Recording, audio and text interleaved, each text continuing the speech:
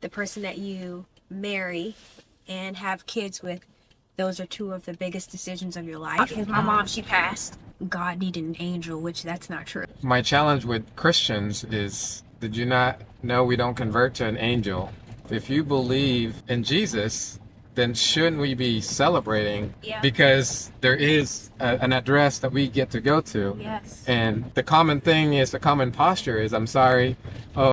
But I mean, of course, it's very sad because my mom had cancer, and I was there until I was holding her hand until her last breath. So just to see the stages of what people go through, and it's so fast, like deteriorating so fast. Once you're talking, and then you're not eating, the morphine, and then you're to a point where you're just not there. So that was pretty rough just to see the stages of it, but and it hurt a lot. But to know that my mom, she is in a better place. She's absent from the body. She's with the Lord, and that she's not in that pain anymore. I think that's the most comforting thing, to know that, and to know that she doesn't have to deal with that pain, and she's home. Yeah, she's home. That's where. Yeah, and that's where. And I say that because that, to me, when people come to me or when they'll ask about my kid's mom, I use it as a testimony to say she changed the dress. Oh, when did she pass? 2021. So I'll say she changed the dress, and I was like, oh, y'all divorced? And so I take it as an opportunity to tell them the truth and to teach them that we get to celebrate. If this is something we truly believe in, then that's true. We can use it as a testimony to point them to something that we cannot see. I like when my pastor said that at the time, that he coined, at least at that service, change the dress, because I guess the passing just doesn't do it for me personally. And explaining it to my kids, it's a lot. I think it sounds more tangible it's a lot easier for me to convey to the kids if I tell them she changed the dress. I don't know how they can really reconcile passing. Right. So I wouldn't change it, because I wouldn't be the person I am today, and I wouldn't trade it, because now I have an opportunity with this vet to either believe nothing, like the last writer I had didn't know what was going to happen, and he was like, it's terrifying because there might be nothing, where we're taking the bet that there's Jesus and eternity. So yeah, definitely. Which is a better bet? Definitely, yeah. Oh, journaling as well. That is that's been a very good source. I recommend that for everyone.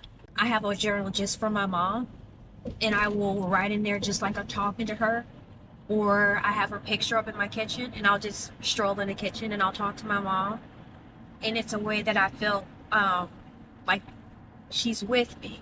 And when I talk to her, sometimes I hear just her words of wisdom, and that brings me comfort too. But yeah, journaling is a very therapeutic way to kind of work things out, because you don't always have the words to say, and you don't always have someone to talk to get that out. When you're journaling, it can be fragmented, it can be raw.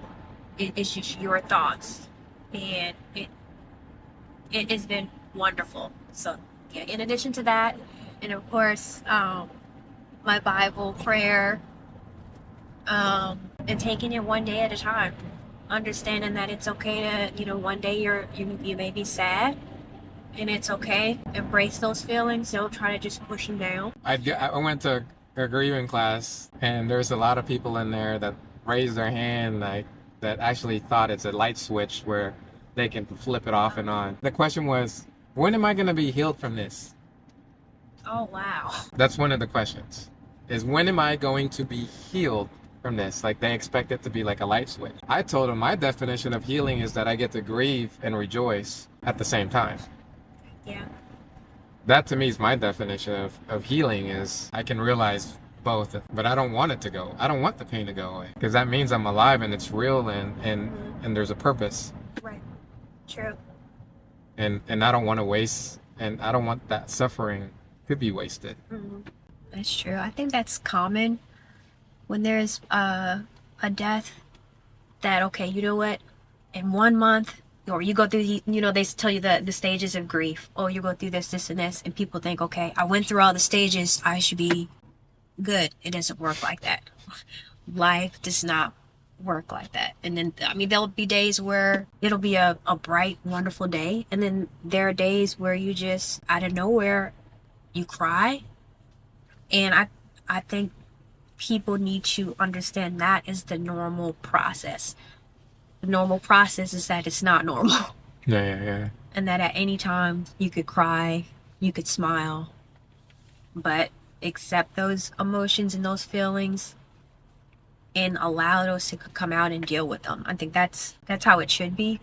But understand that there's always going to be that pain there. So Personally, I don't want it to ever go away because it's how I get to share the testimony. It keeps my path straight, knowing this versus trying to numb it. right. When I got in the car, you were asking about wisdom and things like that. Is that why you asked, or what? It is because I try to, well, I do this because this is my ministry to, the right is to get people to think about wisdom and to hopefully reverse engineer them to source, to question them to source, to hopefully get to Christ. I live in the area and I'm trying to do this ministry where I'm just trying to plant seeds and by just asking them, because we live in like this IT area. And so I'm just trying to get them to question. You believe at work, you believe in rigidness and one methodology, you love rules and product owners and bosses, but when you come at home, you're laissez-faire and you don't care which God, you just care, you want to go to the God that will make you feel good.